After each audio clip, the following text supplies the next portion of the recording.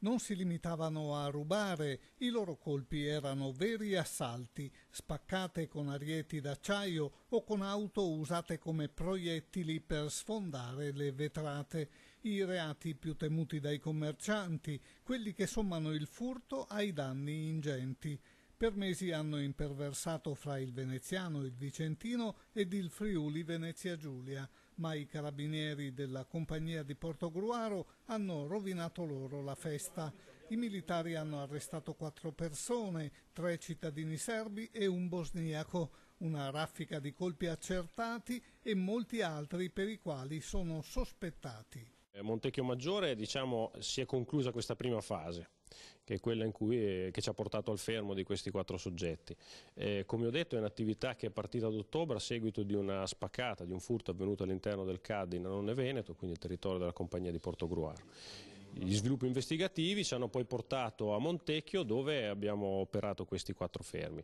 Il blitz scatta ieri a Montecchio Maggiore. Un serbo e un bosniaco pregiudicati stanno scaricando da una monovolume delle casse di profumo rubate poche ore prima a Saccolongo. Nel garage i militari scoprono anche la refurtiva di un furto avvenuto a Cornedo Vicentino in danno di un negozio di abbigliamento.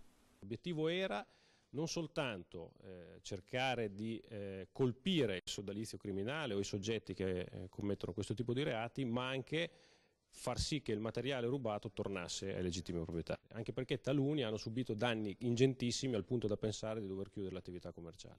44.000 euro il valore della merce rubata nei 2 negozi, oltre ai danni ingenti, tanto da spingere alcune delle vittime a decidere di chiudere i battenti.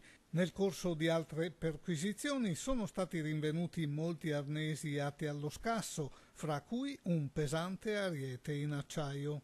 L'ariete, lo definirei, come posso dire, l'elemento che più caratterizza il gruppo, perché dà l'idea della capacità, dell'aggressività che li connotava. Un'aggressività che appunto non si fermava di fronte a niente, utilizzava strumenti in grado di sfondare porte blindate e anche vetri blindati di qualsiasi natura. Anche i proprietari delle abitazioni in cui è stato rinvenuto il materiale adatto a forzare le serrature di case e negozi sono stati tratti in arresto.